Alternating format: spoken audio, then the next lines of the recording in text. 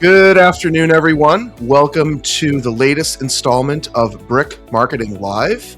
Today is Tuesday, June 2nd, 2026. We have many exciting topics to dive into about AI SEO, search engine optimization, digital marketing, social media, content marketing, and every area within the marketing industry. So I'd like to welcome everyone. Thank you for taking time out of your day. Today we have Catherine and John with us, so welcome. And I'd like to welcome everyone. So we're streaming on the Brick Marketing website at brickmarketinglive.com/live. Also on the Brick Marketing Facebook page, LinkedIn company page, and YouTube channel. So let's get right to it. So today's first article, interesting one, just an update from Google, from Search Engine Land, that the title is Google AI Overviews and AI Mode Gain Preferred Sources, plus New Perspectives Carousel and Highly Cited Labels. So really the takeaway here is Google is continuing to evolve Google Search, Google AI Overviews, of course, leading into Google Gemini, and essentially now sources of articles that are heavily sourced as citations are now going to be listed as preferred sources. So, Catherine, John, what do you guys think on this? Yeah, I think that it's an example of how things are evolving weekly, daily regarding AI, and I think it's a step in the right direction because AI mode. I've noticed actually when I noticed when I search on Google now, the AI mode has gotten a lot more prominent. So I think it's a step in the right direction. It really is. It really is. John, your thoughts? Yeah, and it's good that they have preferred sources now instead of just pulling random things from wherever, right? Because before, it might still be this way, but Reddit's at the top of it all the time. So it's good that it's trying to become a little bit more reliable. It really is. It really is. It's very interesting to see how Google is evolving and where we're going. So, next article from Ad Age. This is interesting. A maturing OpenAI splits marketing duties between two CMO roles. So this is just so fascinating to me. Great article at Ad Age. And what I find interesting is, so OpenAI is hiring a full marketing team. They're assembling, at the top down. I was actually reading that Anthropic is hiring an SEO manager or director of SEO. So what's interesting is you see all of these other companies that say, "Oh, use AI to automate your SEO. Use AI instead of hiring a professional to manage your search." I find it fascinating how the places that are quote unquote doing it, right, automating it, are hiring SEO people and marketing teams. So I just thought it was really fascinating. So what do you guys think on this? I need John to go first. John, what do you think? I lost the window. Yeah, so I think that it kind of, I think it kind of proves that in a way, AI isn't as strong as they're claiming that it is right now, Exactly. right? So like you said, like they're always like, oh, you won't need a person to do this. You just need a person to write the prompt and then that's it. But as we're seeing, like for marketing, for whatever it may be, it's not as strong as they were saying. And you still do need an expert to do those things. It might help them be a little bit, more efficient at that task, but it's still, and it should only just be a tool. It still is. Yeah, it should only. Yeah, I agree. And it's interesting. We were at an event not too long ago. All of us, the whole Brick Marketing team, and there was an agency that had completely automating their SEO, like all aspects of search, all aspects of the PPC management, all aspects of social media management, and their whole tagline was "Fire your marketing agency." And at first, I was like, "Oh my goodness, how dare they?" Because we're a digital marketing agency. But on the flip side, I'm like, well, it's, I've seen these cycles before. I've seen these cycles where, you had in the SEO world and outsourcing to India. And you had, Catherine, as a writer, right? Kind of like the content Mhm. mills of article spinning and all these things years ago that we've seen these things go in cycles. The point is there's no substitution to hiring real marketers to run areas of your marketing. And the fact that OpenAI is hiring two CMOs just further, strengthens that argument, quite frankly. Yeah. So, moving on. Next article from our site, from the Brick Marketing website, how AI search visibility drives B2B leads. So it's very interesting. We have many clients, primarily on the B2B side, many on the B2C side as well. And sometimes B2Bs think that, oh, well, AI search, where does it fit, right? Traditional SEO has diminished over the years. Content marketing isn't necessarily what it used to be. It's as a B2B, it's tough. Social media is typically used, nurturing, isn't generally a direct lead gen. And those of you that love LinkedIn, don't get angry. It's true. It's true what I just said. So, but for AI search, what we're finding is for B2B specifically, B2B traditionally has higher ticket value products and services. And what we're finding is it's generating far superior people, people that are a lot later in the sales cycle, and leads that are much different than every other channel of marketing. I mean, I think the closest that I think personally, and I guess for we've seen from our clients, that AI SEO or AI search leads for B2B comes close to is maybe referral. I think that's maybe as close as you can get of how qualified the people generally are. So, Catherine, John, what do you all think on that? Yes, we have found that these B2B leads that we have been able to trace as coming from AI to be a lot higher quality. Oh yeah, You can imagine it happening because we're all doing it, right? right, We will go onto the chat bot or something to sort of talk through what do we really need? Here's the situation. And by the time you come off the chat bot and look up the company or the brand or the product, service, whatever it is, you pretty much have it set in your mind that you're probably going to buy it if right, all goes well. So we're not seeing that in the numbers. The way it used to be with SEO is that all roads led back to the website, and that's just not the case anymore. right, Users and are doing a lot of information gathering outside of the website, and that's one of the reasons why the leads are a lot warmer. right. Back when all roads led to the website, your content, everything on your site was moving people through the sales cycle, but Absolutely. that's not the case anymore. Yeah, agreed. John, your thoughts? Yeah, I think that AI allows people to sort of ask the questions that they would ask in like a first meeting with a company, Right, right? right, Like they just ask that to the AI, so they're naturally further along. Like they know those basic questions and they're pretty much ready. They're ready to go as long as Catherine said, as long as things go well. right. Yeah. Yeah, it'll be interesting to see. It'll be interesting to see. Again, advice we tell all of our clients, and even folks that aren't clients yet. This is the time to invest in AI search. Integrate it into all channels of your digital marketing.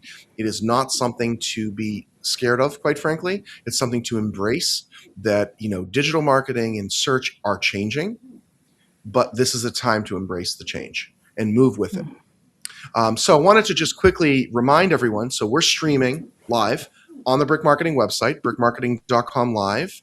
If you can't catch us live, this entire podcast Brick Live session will be available later this evening on every major podcast platform. So feel free to check it out. Search for Brick Marketing, search for Brick Marketing Live, and you'll find it. Moving on.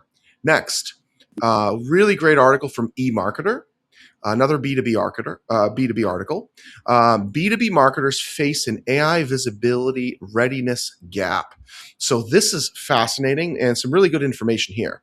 It says among US marketers at the vice president level and CMOs, 88% say leadership is asking about AI visibility, yet only 34% of B2B tech marketers overall say they have a defined AI visibility strategy they feel prepared to execute. Another important stat: 51% of marketers say their top AI visibility challenge is limited internal generative engine optimization knowledge and expertise, a lack of coordination across teams, difficulty measuring success, and lack of tools and budgets followed. Only 29% of marketers are actively tracking and measuring AI visibility. This is fascinating. Great article from eMarketer. I definitely recommend that you all check it out. But here's the thing, right? This is just what we were saying just a few moments ago. This is not the time to be shy.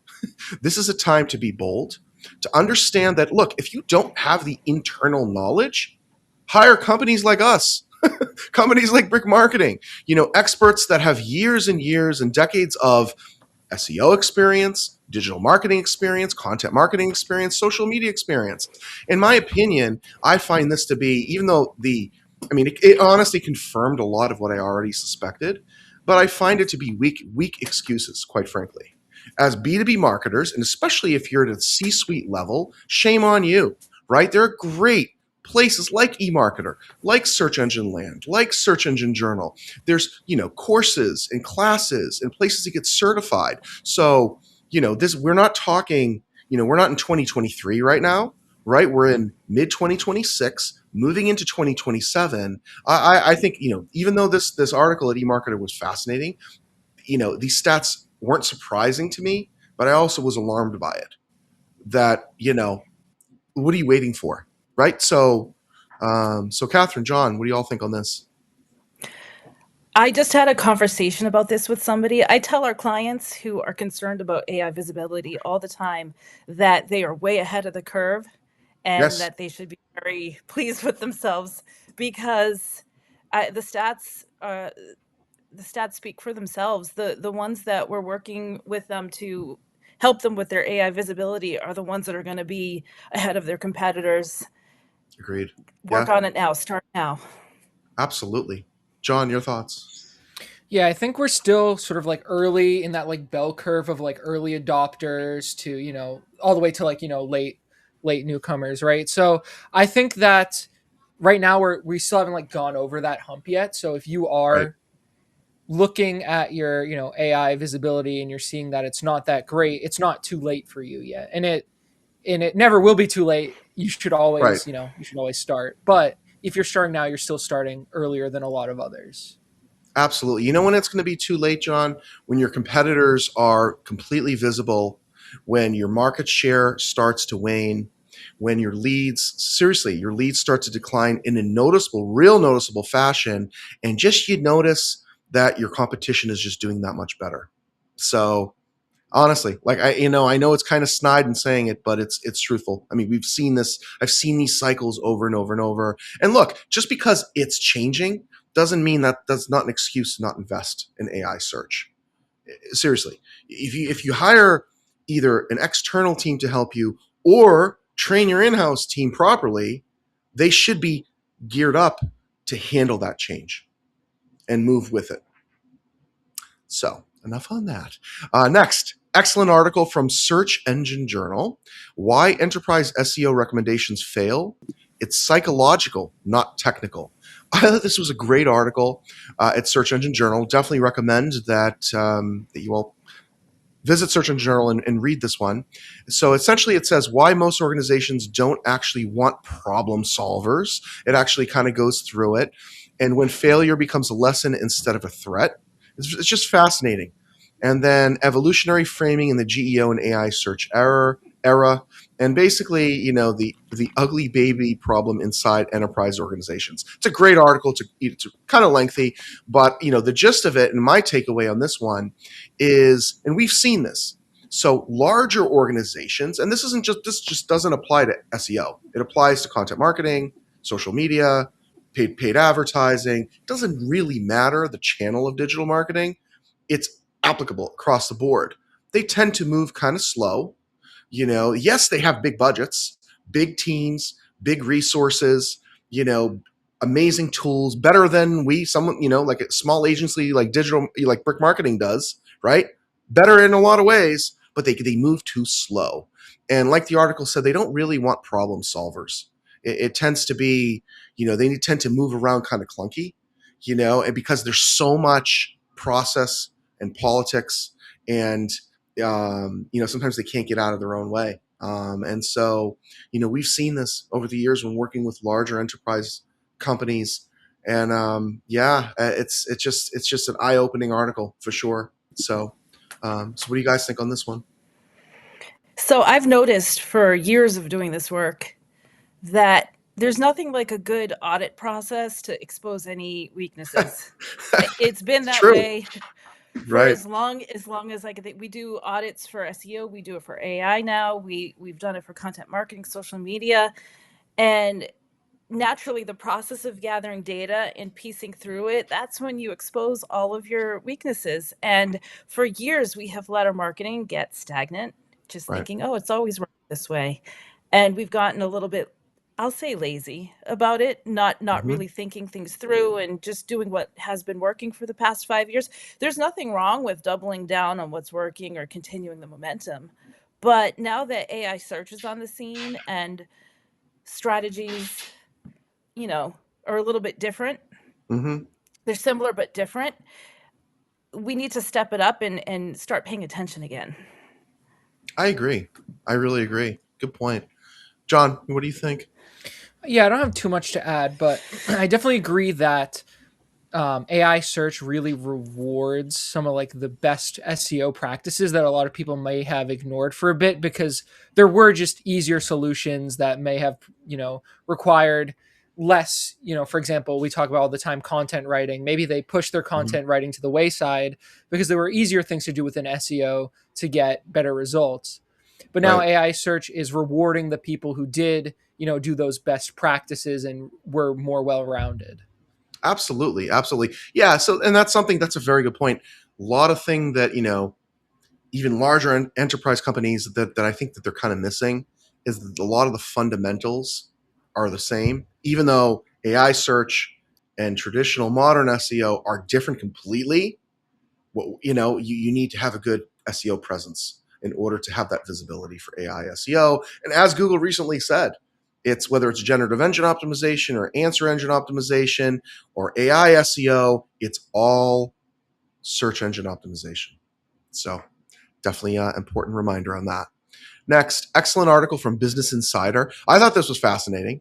How to fix AI's branding problem, according to top marketers. So essentially, the article itself poses that right now AI is at a higher level has a branding problem. I agree with this. I feel like I think people are so kind of, and we've talked about this, right? That a lot of organizations are blaming AI for layoffs. Like, oh, it's we had a workforce reduction and we're shifting, jobs for AI. Okay. And then we've also, the article talks about how, and I actually have heard it recently, a lot of college commencement speeches actually have booze. The keynote speakers will literally the commencement speakers will talk about AI and its possibilities in the future and all these positive things, and all the students graduating are booing. And then we're not talking one or two universities; we're talking at a mass scale. Seeing that, and then you hear even things like the Pope coming out saying it's the greatest threat to humanity. I mean, look, the reality is, and I think people, on one sense, I kind of agree with them, but on the greater sense, I don't. Right now, AI is not any of those things, my opinion. It's a tool used to scale that allows people to do their jobs better, faster, better, more efficient. It's not a substitute for knowledge. It's I would say, an accelerator for it. And so, but I kind of agree with it. And it's kind of like the lessons that we have observed from social media over the years in the abuse of social, like social media started, an analogy as a really kind of positive connecting people, right? And now it's at a point where it's, doesn't necessarily connect people, it divides people, and it's also used for entertainment at the same time. right? So it's almost like it's almost like seeing, for those of you, this, I'm going to date myself right now, like Jerry Springer on crack. Many times, right? It's a bad analogy, but you're laughing, Catherine. I know. John, you're not. It's okay. No, no, It's I worth know what you're looking up. saying. I know what you're saying. No, I know who Jerry Springer is. Okay, I'm joking. So no, but the point is here, I think it does have a branding problem, and I think people, by and large, should say, okay, look, we do need some regulation. So, minds that are learning, for instance, children need the fundamentals as they're learning, as brains are developing, because that's a mistake that happened with too much screen time for children, right? And so, too much social media usage for for brains that are developing at a young age. So I thought this was a fascinating article, Business Insider, one that I haven't seen necessarily yet. So it's a great read. So I definitely recommend everyone check it out. So what do you all think on that, Catherine, John? One has to wonder who thinks poorly of AI. Is it people that are using it or people Right. who are too scared of it? Good point. Because in my mind, it's a tool just like anything else. Like I'm thinking of cooking, right? It takes forever to chop a bunch of things, bunch of onions with just a knife. Hmm. Or you could use a tool like a food processor on a rough chop setting and it'll take seconds. How is AI any different? You can use it as a tool to enhance your workflow. I feel like the biggest dissenters against AI are the ones that aren't even using it. Right. Yeah, I agree. I agree. Yeah, it's like fear. Fear is there. Mm. Like, sometimes I'll speak to just, people I meet through just normal conversations in my personal life, and you mention AI and they're like, "Oh," they sigh. It's like that they're like scared of it. That it's kind of like, don't knock it until you actually use it and find its Yeah. usefulness. Seriously. Use it Uh, for your personal life too. The very first thing I ever did on AI was upload a bunch of recipes into Chat GPT and tell it to make a shopping list, and it took 10 seconds instead of the right. hour it would have taken me to do it myself. It's like, True. okay, you win AI. I like it. I know. I know. John, what do you think? Your thoughts? I think there definitely is a marketing issue, but I think it does go beyond that for a lot of people. There's definitely um, a moral issue to using AI in some cases because you see data centers popping up in people's backyards, polluting their water, and that's a lot of people's main reason for not wanting to use it because they don't want to support that Right. happening and all that. Right. So I think that at the moment, the main issue with AI is how inefficient it is, right? Oh yeah. So maybe those people who don't like it right now or don't like the product it produces might have an easier time using it in the future if it becomes far more efficient and it's not, intruding on people's lives in ways that negatively affect them. Um, but that I feel like that is the main issue in the marketing issue for AI and why a lot of Yep. people are hesitant to use it. Yeah, I agree. And actually, on a side note, because we could talk about this the entire podcast today, literally, we could talk about it all afternoon. But I think I did see something positive recently, that there was I don't remember exactly what it was, but there was a math equation that mathematicians have spent like 200 years trying to solve. I mean, we're talking like top mathematicians in the world, and AI was able to solve it in like a half an hour. And so in my mind, like, okay, let's focus on the positive, right? Like, what if in 5 years or 10 years, AI is able to literally help humans live longer, Yeah. solve, you know,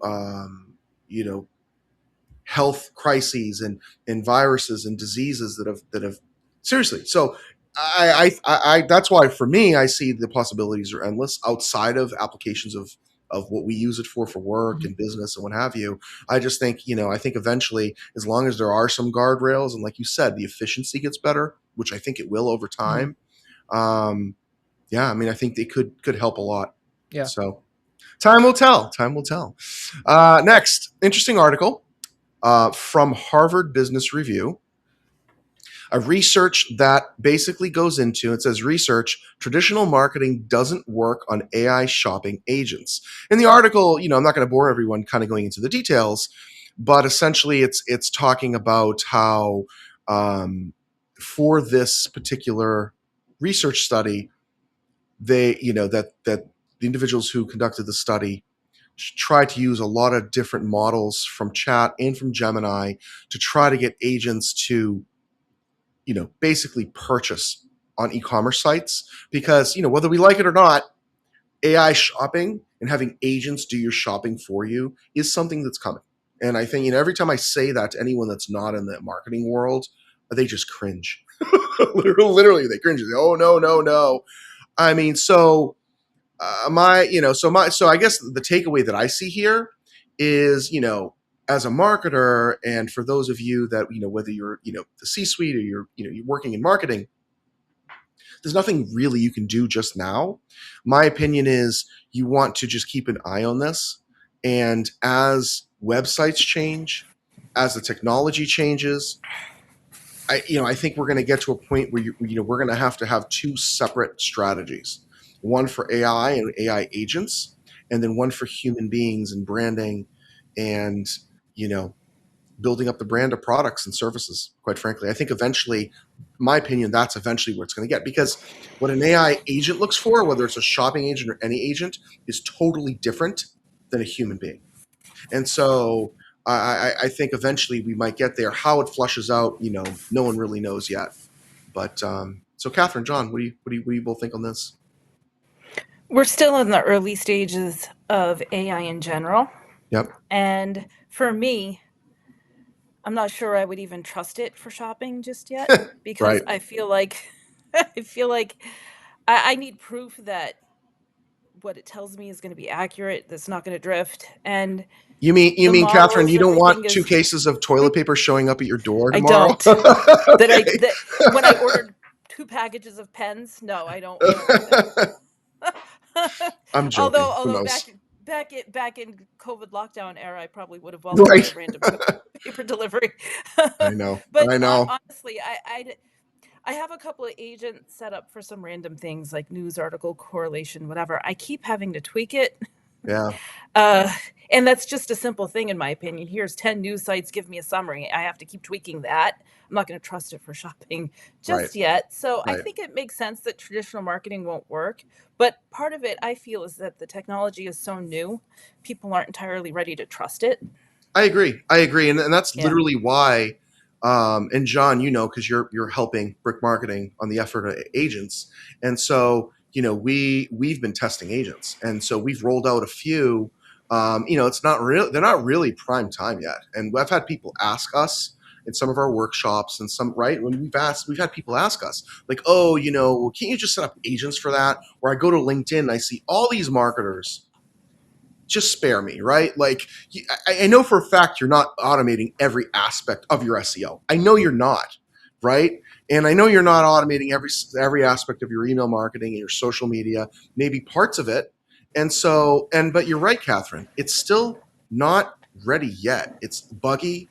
You still need to have eyes on it. You need to know what you're looking at, to check it, to make sure it doesn't go awry. Literally, just stray right off. So yeah, I mean but I actually think we're going to get there pretty quick, though. I do think we're going to get there quick. Yeah. But at this moment, mid 2026, I think that's where we're at right now. But John, your thoughts on that? This is something sort of similar, but a little bit different. It's along with trusting AI with your money, but somewhere they tested 30 different. They ran this test 30 different times with giving AI $10,000 and telling it to invest and make a Yeah, I've profit. seen that. Yep. And I think out of 30, only like 3 or 6 or something turned a profit, right? So if AI can't, no one's gonna realistically trust AI with their money, at least not Right. anytime soon, in my opinion. But I mean, it is interesting to think about, like, oh, if AI shopping agents were to exist, how they would interact with your marketing and all that sort of stuff. Yeah. Yeah. Agreed. Agreed. Good point. Moving on. Next article from the Brick Marketing website. From our blog, content marketing is a long-term demand driver. And so this is something that I guess we wrote this because there are many folks out there that kind of forget the importance of content, quite frankly. that everything, and we've literally said what I'm about to say for just about over 20 years. We've said this literally, is content marketing is the foundation of every part of your digital marketing, period. It's a foundation. If you really think about it, right? And I know Catherine's probably rolling her eyes because you're not, but but you know what I mean? But it's kind of like, it's the foundation of your website. It's the foundation of your SEO, your AI SEO, your email marketing, all your advertising, right? You need content, you need landing pages, you need ads. That's content, right? Long form content, white paper content, and shorter content, right? Video content is content. You need it for your social media. So I think that, often many times organizations and teams don't invest enough time, effort, resource, and budget into content development. And I don't mean, let ChatGPT or Gemini or Claude spin a ton of articles that have no soul and are disjointed and aren't truly connected, right, to your underlying outcomes that you need to accomplish. I mean a true content marketing strategy, which then using AI maybe to help you, shorten things, come up with descriptions different places, right? But the underlying strategy and the real content are crafted properly. So I mean, it really is. I mean, I think it we've seen it over and over and over and over. Companies that invest in content marketing and integrate content marketing to all channels of their digital marketing do have better long-term results, period. So Catherine, John, what do you guys think on that? Your thoughts?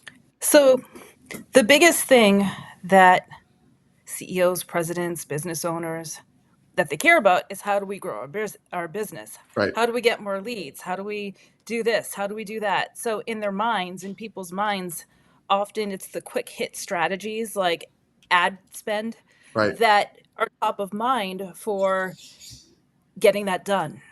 Okay, this may work really great in the beginning of launching a campaign, an ad campaign, but then what happens after? All the right. people who have seen your ad, who have taken action, are going to keep seeing your ad, but they've already taken action. Hmm. So eventually, the initial results you get from a quick hit campaign like that, it's going to end up tapering off. Then what? If you have Right. not pumped your resources into building up your long-term marketing in addition to working the quicker strategies, you're going to Hmm. have nothing left once the quick hit strategies stop working. And that's part of where content marketing comes in. You have to give your audience a reason to keep coming back to you for different reasons, different purposes, and to attract different portions of your audience, because the people that are attracted to the quick hit strategies tend to be further along in the sales cycle. What about the early and mid parts of the sales cycle? What about that? Right. Well, if Right. you don't have the content to service them, you're leaving money on the table. 100%. 100%. Yeah, I mean, Yeah. I said it, like 10, 15 minutes ago, right? When talking about AI and content marketing. You have to do it all, and content marketing is a huge, huge, huge portion of how you get eyes on you. You can't skip over it. Right. Absolutely. Absolutely. So just take a moment here. So we are streaming live on the Brick Marketing website, brickmarketing.com/live, on the Brick Marketing LinkedIn page, Facebook page, YouTube channel, and this will be available on all major podcast platforms later this evening. Search for Brick Marketing on every platform and you will find it, Brick Marketing Live. Moving on. Excellent article from Channel I. I thought this was a great topic because you don't see this often. I kind of remember this years ago, this kind of methodology, but it's great to see this kind of resurface. Is marketing masterclass. Can your business survive on social media alone? Or is a website a must? It's a fascinating article that talks about trends that they're noticing, that it's, that there are some businesses are tempted to go social media only, right? Some of these platforms, I mean, it's tempting, right? Meta, between Facebook and Instagram, have great tools for certain types of businesses. LinkedIn has other tools. Like, think about it. You can do your lead gen, your phone routing, right? Have your menu, have your e-commerce products right there. People don't need to leave. You know, you can sync it up to your shopping cart system, your Shopify account, right? Your Apple Pay, like you could hook it up properly. And so, but the reality is, and the article talks about it, that websites are more discoverable than social media by 70%. So I think my opinion is, and it's a great article. So again, this is on Channel I publication. And so my personal opinion is every website, every brand, every company needs a website. Period. I mean, I think it's crazy that it's 2026 and I have to say that, but this is the article. It's a great question, really is. And so I think there's some applications where it may not make sense, right? Maybe, maybe some countries it doesn't make sense. Like I've heard scenarios of business, smaller businesses in maybe in India or in China and in other areas of the world that utilize social media for every part of their business and don't take the time, effort, and resources to build up brands, build websites. But I believe that there's so many reasons why it's important. So my answer is yes, you do need a website, but you also equally need to invest in social media. You need an excellent social media presence, connecting your content, your products, your services to your potential buyers, to your followers, to your audiences that you target. So yeah, it's a great. I don't think it's a matter of one or the other. I think you need both, and you need to have an excellent website that's representative of your company, but you need a social media presence too. So what do you guys think on this? I agree. You need all the things: social media, your website, Yep. SEO, AI visibility related marketing, branding, content marketing. You need all of it. What happens if one of those channels goes down? Your Oh yeah, website goes down. How we've are people seen going it. to find you? Okay, social media, right? What happens if we've seen it happen? We have. Social media, a site goes out of business. Remember Google Plus? I mean, I mean, I that can keep popped going. in my head What today. about Flickr? What about Vine? Oh Right, yeah, right. What about Dig? MySpace. I mean, Stumble Upon. I mean, we oh can just yeah, keep going, right? So, like, the point is, you don't want to put all your eggs in one basket. Even in social media, you don't, right? If I see it so many times. Influencers on TikTok, huge followings on TikTok, and then you go check them out on Instagram or YouTube, and there's no presence for their companies. It's kind of like, there should be a balanced approach, in my opinion. But for this article, I mean, yeah, I agree, Catherine. You need all of it to be successful in today's world. But I think, if it's a matter of choosing one or the other, you need both. can't. Not a choice. So, You have to do both. John, what do you think? Yeah, I mean, I haven't really ever heard of a successful large company that only has social media and not a website, right? I think Good point. that should really tell you all you need to know, that even if Yeah. you're huge and have a huge reach, there's still a use for a website, right? Because you can have that shopping cart for people to actually, purchase something from you or order from you or do whatever, learn more about you that social media just can't do, right? Because you can have about pages, blogs, you can have service pages. You can really customize that website to answer any questions people might have. Like social media might be a discoverability tool for you or some people, and then you'll funnel people over to the website if they're interested, right? So you can't just have social media and that's it. I agree. And here's really what it comes down to. Your website is your controllable asset as a business. Period. When you any content that you put on a social media platform, you don't own it, right? Tomorrow, Meta could change their terms of service, and you're SOL, quite frankly. And if what you're doing violated that TOS, and they decide they want to just remove your page completely, I've seen that too. I mean, it is what it is. So great article. It's a good topic. So moving on. Next, YouTube. So this is an article from Search Engine Journal. Another great one from them. Sticking in the social media path, YouTube adds auto detection for AI generated content. It's great. It's great. It's about time, quite frankly. I honestly, like many, I'm sure many of us, listening, and I think two of you as well, I tend to cringe when I see AI generated videos.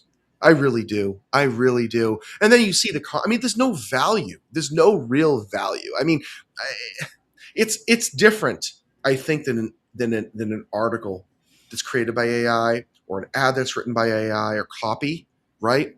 I think it's different because you're seeing it and you see these outlandish, crazy things, and then you just look. And I watch them like, okay, and then I go to the comments and it just says AI crap, AI. Like, so I think it's great how YouTube is officially adding that auto detection for AI created content. I think it's great. I really do. So I'll start with you, John, because you're the YouTube Yeah. expert. So So this is great because I mean, recently YouTube has been cracking down on AI generated content. Like I'll get notifications on Reddit of people being like, "Oh my god, my YouTube channel was just terminated," and then everyone in the comments is going, "Well, were you using AI content?" Like the answer is always yes. So right, YouTube is cracking down on AI, and having auto detection for AI generated content is a great idea. I actually have a friend of mine who, on the other hand, though, was not using any AI in their content and got flagged, hmm, right? So that there is that issue with it as well. So I think it's great. It's a step in the right direction of like figuring out what content's AI, so maybe they don't, get shown as much, or people aren't misled by them. But at the same time, using AI to detect AI content isn't always going to have 100% accuracy. I agree. I agree. Catherine, your thoughts? I think it's a step in the right direction because the really obvious AI videos are annoying. They're just annoying. I don't like them. That's a People nice don't way to like put it. them. It's a nice way to put it. But I mean, tastefully using AI honestly is fine. Right, I'm not sure if the auto detection is going to well, like John said, some of his friends' content got dinged for not even being AI. So right. just like the rest of the AI world, we're heading in the right direction, but tools and things need to be refined and made better. And I'm sure that that day will come. Yes, yes. Moving on. Next article from a site called Port Ada. And so, title is Why LinkedIn's Mass Layoff Matters to CMOs, More to CMOs Than HR. So, recently, LinkedIn has announced that it plans to cut 5% of its workforce despite posting revenue growth. And so, what's interesting is that the article goes in and says that Microsoft reported that LinkedIn grew 12% year over year, that layoffs do not contradict growth. It says that the tech industry is no longer cutting jobs when revenue declines. Companies are cutting in order to change their composition. So, and it says LinkedIn automation and shift towards AI driven B2B operations. So, again, here's another layoff, right? A layoff thing that we've talked about of it kind of blaming or alluding to AI is the reason. It'll be interesting to see. I mean, us in the, those of us in the B2B world kind of tend to live on LinkedIn a little bit. I mean, I spend a lot of time on LinkedIn. It's a great platform. Do we spend a ton of ad dollars? Some of our clients do invest in LinkedIn ads. So it really depends. It really depends on the business, but it'll be interesting to see. It'll be interesting to see what Microsoft, because Microsoft owns LinkedIn, what they end up doing with the platform long term. Um, it has changed, I've noticed, though. I mean, I'll tell you just my own personal opinion. The last, I would say, 5 years used to be a great place for people to share ideas and content. And now it's just seems to be people just looking for engagement, just searching for engagement instead of actually sharing useful information. So that's just my I guess observation of someone that has been using LinkedIn professionally since 2005. Just saying. So anyway, it'll be interesting to see how this plays out, and just to see if this restructure, if this reduction in workforce actually, helps the platform become better in any way. So it'll be interesting to see. So, what do you all think on that one? I don't know. Can we really blame AI for the layoff, or is it just something else? I mean, I think it's I something don't else really trust. personally. I personally don't trust it. Yeah. Blaming it on AI, or at least alluding to AI. I mean, Yeah. a platform is allowed to change and evolve, Right. uh, Right. and they're allowed to do that. And we've also seen time and again when a new technology comes out, there might be an initial period where the workforce is restructuring. But as far as I can tell, a job gets taken away, another one gets added in its place, Hmm. I at least agree. eventually. So I'm not too concerned about it, and I don't like totally alluding to the article totally alluding to uh, AI being responsible for it. But yeah, we just have to wait and see. Yeah. Yeah, for sure. John, your thoughts?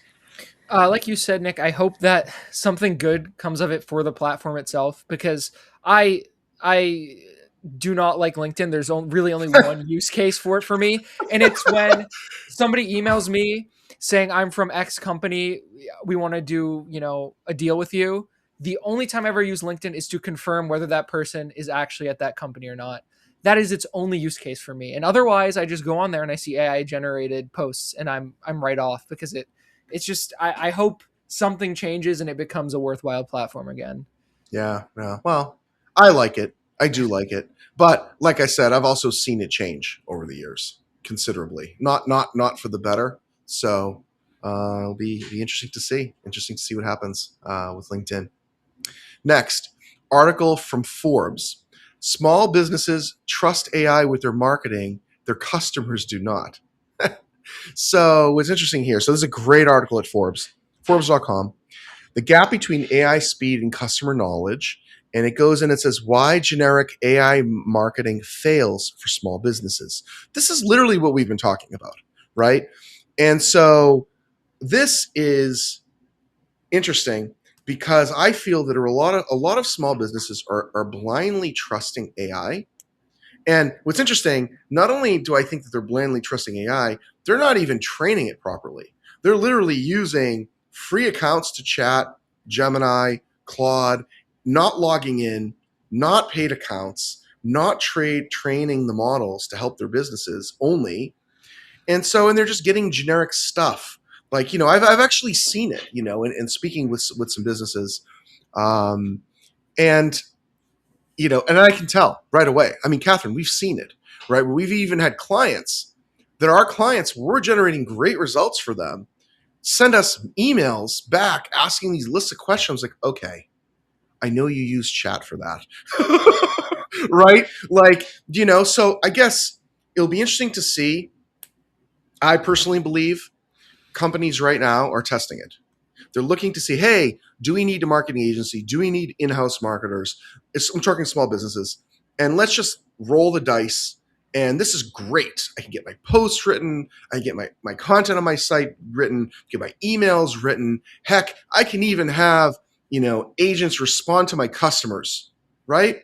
But the reality is, in my opinion, and I know we at Brick Marketing view it as a great tool to help scale the results, help from a strategic perspective in implementation, but you still need the knowledge. And if that knowledge isn't there, you're not going to know what you're looking at. It's like asking honestly AI for medical advice. Like if you're going to do that, what you get back is going to be based on generic advice, right? Like, oh, you have a cut, wrap it up a certain way, elevate it here, use ice here. But it doesn't take into considerations the total scope of all of the variables. Like if you met with a medical professional, or in this scenario, you actually had a marketing expert, someone with a lot of experience and has achieved outcomes, really help you, right? It's a different ballgame. They can see right through it. I mean, Catherine, I know all of us, you too, John, we've all pushed back on AI recommendations, that we've seen because we're experts at what we do. We can see it from a mile away, like, that's not the best approach, and here's why. And so, unfortunately, small businesses don't know that. So I think it'll be interesting to see what happens. None of us really know how it's going to play out. And I think some of these businesses are having success. I don't think it's all negative, but I also think that there's a lot of gaps that they're going to find in their marketing that are going to cause other problems for them, and they're not going to know how to fix it. So, what do you guys think on this one? I feel like there's a trust factor with a customer and their business. Mm-hmm. And if a customer feels uncomfortable with AI usage, it probably just means that the business maybe overdid it, because you should be using AI as a tool, but not Right. as the answer. So if something is so obviously generated with AI, it does read as laziness to the customer, and then they Yes. won't feel valued. It's Right. not good for your branding. But at the same time, sure, use AI, but just be careful about it. I mean, even if you need to take 5 minutes to edit it and make it sound more like your own brand voice or look like your own brand created it, so Mm-hmm. be it. It's worth that extra step. But we have seen it that small businesses that are tapped for resources just blindly trust what AI is saying, blindly trust the resources that AI creates. You can't trust it blindly. You have to police it, sort of, so that your customers literally can't tell the difference between if the marketing thing was created by AI or not, because it's a tool and it should always come look like it's coming from your brand, not from AI generation. Exactly. Exactly. Exactly. John, what do you think on this one? Yeah, like I think the big thing is, if you are not a marketer, you're going to take, basically, it's going to give you like marketing 101 advice. And then you're going Right. to have it, if you have it generate images for you to, use as banner ads or something, people are going to tell right away. And it might not have um, the best results because you're taking the most basic of advice, then giving an AI prompt for an AI, AI graphic. And then people are going to be turned off by that. And then it's not going to work out for you. So I think that, yeah, it's a tool to be used, but like Catherine said, it can't be the answer. Agreed. 100% agree. Moving on. Great article from Search Engine Land entitled "The SEO GEO Gap: How AI Search Differs from Organic Traffic." So the article states there's three key findings from the data set that it looked at. Traditional SEO content strategies aren't best for GEO or AI search. Organic success doesn't guarantee LLM traffic. And service product pages punch above their weight class for LLM traffic. So I thought it was great. And so it goes into, it gets into some technical aspects where it kind of looks at load time of websites, time spent on sites, depending on the type of page. Great article at Search Engine Land. Now, I think the thing that, and we often talk about this when we have our events, when we speak to folks in small businesses and mid-sized companies and C-suite business folks and marketers as well, that they sometimes, even though we know now Google has classified generative engine optimization or AI search or AI SEO is just SEO, they're two different schools of thought. Like, you do need a good SEO presence, but it doesn't guarantee. So this article is 100% true that if you have an SEO presence, it doesn't automatically guarantee. And, we talk about content, there are, like long form content works, has always traditionally worked for SEO well, but with AI search content tends to be a little bit more structured, a little bit more shorter, maybe getting into some answering questions, right? So kind of micro content tends to work a little bit better from time to time. So yeah, it really is a great article, but I think there's one key point that I want to get both of your thoughts on this is, and I keep saying this over and over and over in so many different places because it's true. Search engines are algorithmic in nature, right? They're algorithms. Google has an algorithm that has hundreds of on-page and off-site factors, none of us, which we know what some of the best practices are traditionally through webmaster guidelines over the year and currently, but we don't know all the variables. And the same thing with the LLMs and AI search. It's, they are learning mechanisms. They're not algorithmic. They're not an algorithm. They're learning, right? And so it learns and changes and evolves at a user level based on the location, based on whether you're logged in or out, based on whether it's a paid account, based on the history of that. And it changes. So it's a different, completely different ball game. So I think that marketers and brands and companies need to understand that first, that they're different, that how they work are different. That's why the technical aspects are different. That's why the fundamentals of, like, you don't do keyword research for GEO. Even prompt research, I think, is okay. I don't put a lot of stock in it, right? And so, the point is, they're different. Now you talk about links for Google, right? Traditionally, and we talk about citations for AI SEO. They're both marketing. That's the approach we've always endorsed, is you want to grow both organically, naturally, through your marketing your business. So anyway, this is a great article at Search Engine Land. Highly recommend everyone read it, check it out. So Catherine and John, what do you both think on this one? I think that the gap is a lot smaller than we might realize between Mm-hmm. the type of content, for example, that does well for SEO versus GEO. It says data from 10 websites shows why original research tools answer first content outperforms generic educational articles. Well, look at that sentence. It's kind of always been this way. Right. A piece of content that had a very focused point, an article, always was going to perform a bit better in SEO. That's not changed, because the educational articles have a place in a content marketing strategy, but the place is it just serves a different purpose. So before you can say outperforms, you have to figure out what is the outcome that you need the content to perform for. Right. Because if the outcome is to introduce a topic and bring awareness, I would honestly vote for the educational article. If the outcome, if the performance is to get it to achieve a purpose like a call to action or generate a lead or something, answer first content is going to work. But just because it's answer first doesn't mean it has to be a question in the title. Right. It just needs to be about a focused topic. That type of content has always done well for SEO and for reading a magazine live. It's tale as old as time. That's the type of content that people find a lot of value in.